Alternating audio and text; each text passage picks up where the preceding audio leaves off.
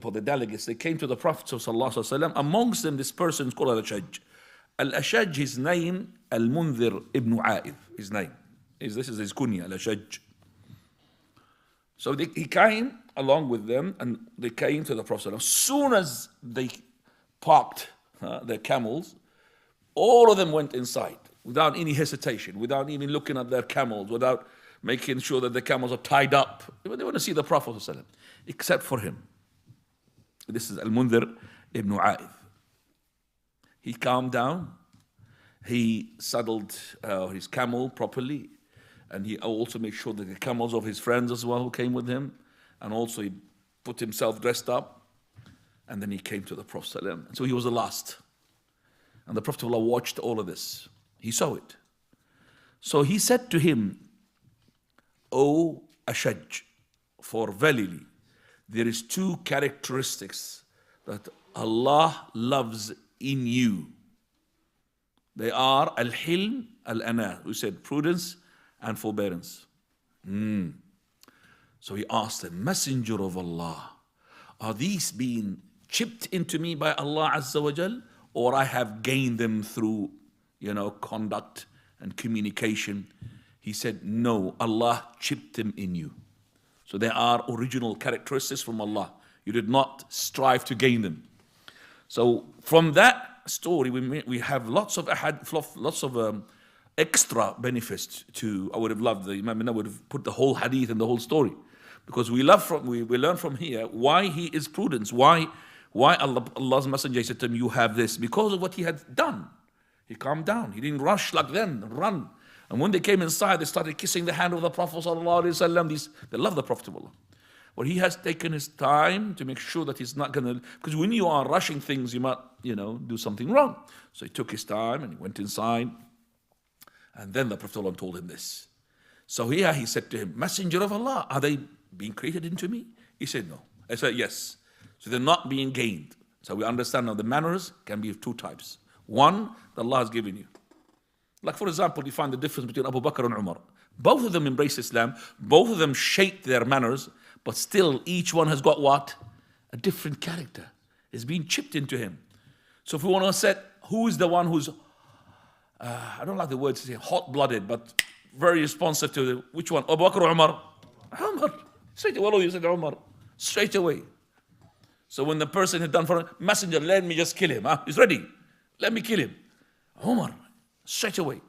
But the difference of Abu Bakr is calm. So those things are from Allah Azza wa Jal. And that shows us as well that there are characteristics that can be gained. Because if you can't gain characteristics, well, what is the point of me admonishing now? If nobody's going to change.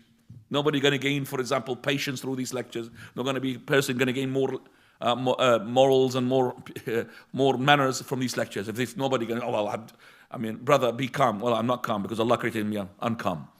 It doesn't work like that. But there are things that can be adopted. But still, you could never, ever be able to change which is something into you. Like, for example, from your characters, which you can't really get rid of, that if you're tired, you sleep. True or not? From your characters, as if you are hungry, you get what? You go to food. So you can't just fight, I'm going to fight my built-up character, which is hungerness. You can't. It's there built into you because Allah gave it to you. If you are a tempered person, there is way of as well changing that. But still, that temper can be shown slightly behind.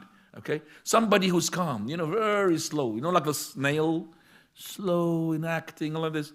It's good and sometimes it's not good because it takes his time to respond to things. So you might teach him to be, but still he will have that thing in him. Anyway, so we've got now two characteristics to be gained. Here the Prophet ﷺ had showed us that Allah subhanahu wa ta'ala had chipped into this person, Al-Ashaj Abdul Qais, these two characteristics. And we have these characteristics are to be good. Remember, Khwani, there is extremes and there is something which is in the middle. Extremes, like a person who is extremely generous to such an extent he leaves his family running behind money, which is not good. And a person who is so much stingy, does not give anything and even is got. In between. So the person is in between. So you are a person encouraged to spend for the sake of Allah, and spend on your family, but without extravagance.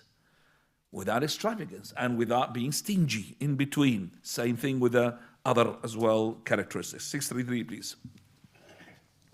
Aisha radiyallahu anha reported From the ayat that we just remembered now from the ayat, قال Allah subhanahu wa ta'ala in Surah Al-Isra, when he talked about the person who's extravagant and the person who is pulling his hand, ولا تجعل يدك مغلولة إلى عنقك ولا تبسطها كل البسط فتقعد ملوما محسورا. Meaning, do not pull your hands towards your chest like this. It means tight, stinginess.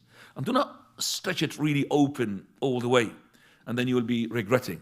So don't be like this, stingy, and don't be open like this. Then when you spend so much, you'll be regretting, why did I give this and why did I give that?